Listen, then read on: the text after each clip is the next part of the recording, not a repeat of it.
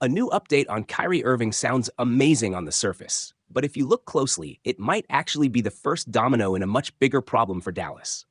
According to a fresh report from Mark Spears, Kyrie is ahead of schedule in his ACL recovery.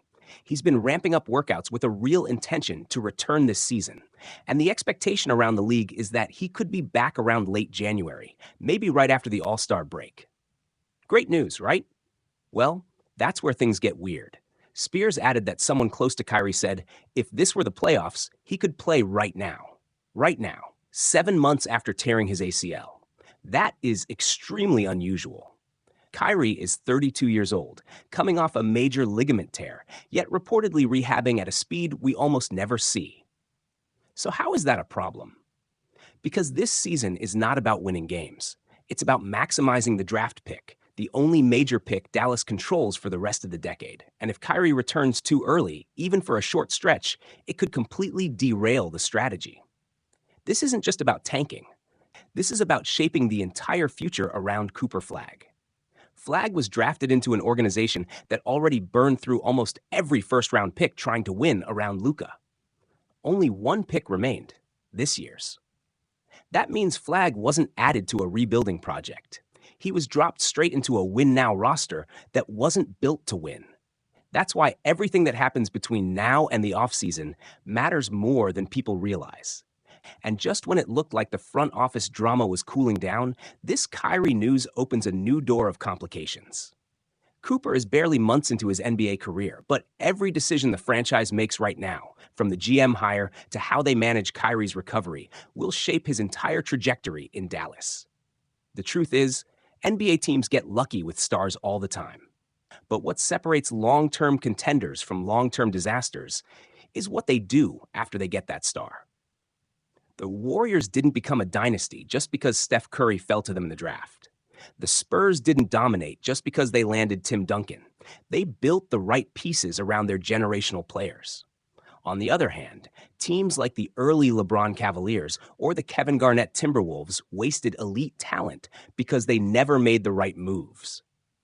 So the real question is this: will Dallas learn from those mistakes or repeat them with Cooper Flagg?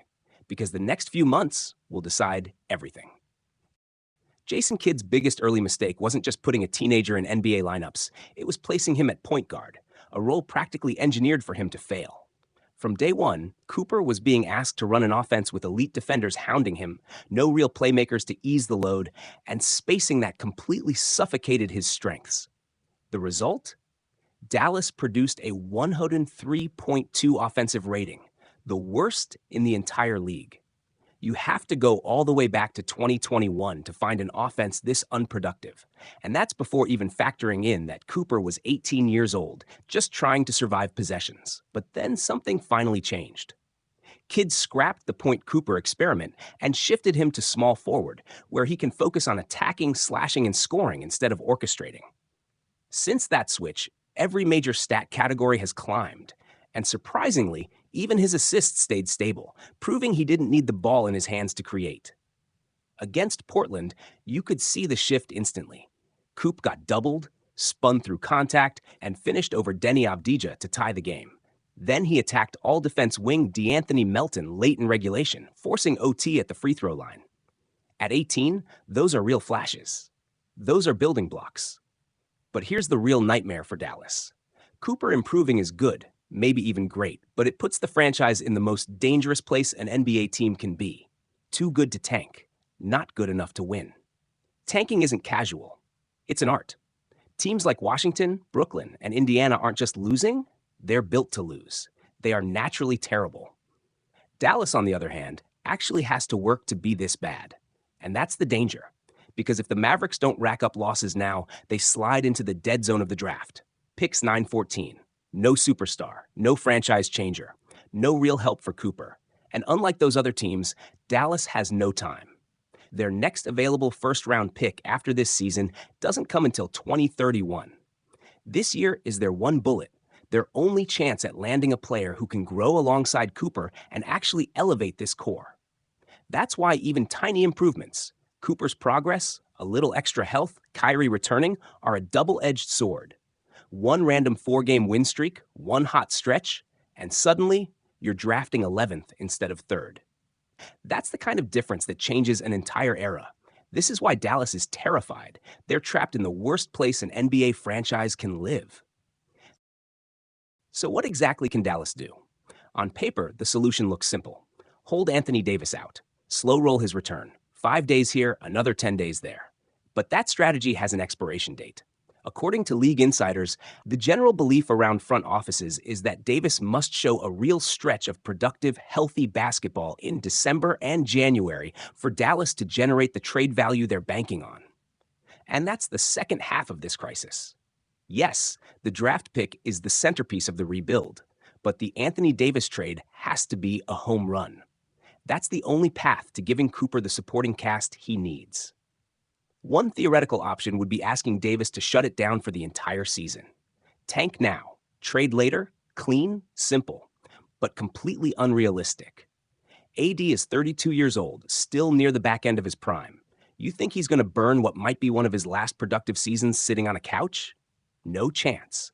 And next summer, he's eligible for another extension. Sitting would tank his value and shrink his market. It makes zero sense for him. And then there's Kyrie. No extension coming for him right now, but the guy genuinely wants to hoop. He's reportedly way ahead of schedule in ACL rehab. Insiders have even said that if this were the playoffs, he could play today.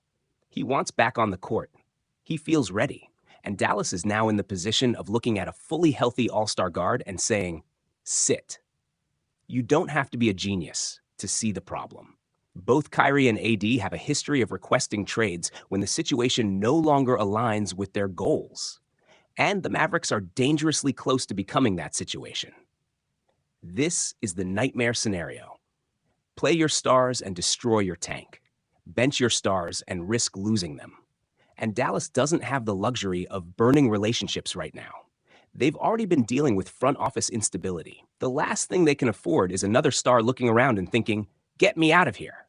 People keep saying, oh, Kyrie is happy in Dallas. He loves the culture. He loves the fit. But think about his history. In Cleveland, he wanted out from LeBron. In Boston, the fit wasn't right, and he walked. In Brooklyn, the whole situation collapsed, and he left again. Now in Dallas, everything is smooth, until the reality hits him. He's not the co-star to Luka anymore. He's not the missing piece. He's the mentor to an 18-year-old franchise cornerstone. He's the steady veteran in a rebuild. Is that really how he imagines the final chapters of his career? This is still one of the craftiest ball handlers on the planet, a generational shot maker who can drop 30 on any night. And now he's supposed to transition into being Chris Paul on the Warriors? A guiding voice for young guys? It's not crazy to imagine him eventually wanting a different role, especially if Dallas asks him to sit while he's healthy and ready. That's why Kyrie speeding through rehab is secretly the worst possible news for the Mavericks. It forces a decision they cannot win. Let him play and your tank collapses.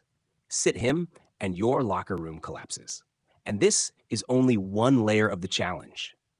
The Mavericks don't have next year's pick. They can't afford a 2-year timeline. They need to tank now, stock assets now, and still field an improving roster next season around Cooper. They have to trade veterans strategically, not recklessly. You can't dump Davis. You need real value. You can't alienate Kyrie. You need him bought in long enough for the transition. And you absolutely cannot mess up the 2026 pick. This is team building on hard mode, and the incoming GM, whoever that ends up being, is inheriting a maze with zero margin for error. One wrong move and you don't just kill a season. You jeopardize the entire Cooper Flagg era before it even begins. The Mavericks already wasted Luka's prime with mismanagement and half measures. They cannot repeat that mistake with Cooper. Not now. Not when the next few months determine everything. The pick, the trades, the locker room dynamic, the timeline. But you guys always comment two things. You want positive basketball breakdowns, and you want deep dives on small market teams doing it right. So let's shift gears. Because while Dallas is spiraling, there's a team that cracked the code. A team operating outside the super team blueprint, outside the Shaq Kobe, Steph KD, MJ Pippen formula, yet dominating just as efficiently. The Oklahoma City Thunder. They're on pace to challenge regular season history, and they built it with development, depth, analytics, and a system built for modern basketball. So the question becomes, how exactly are they doing it?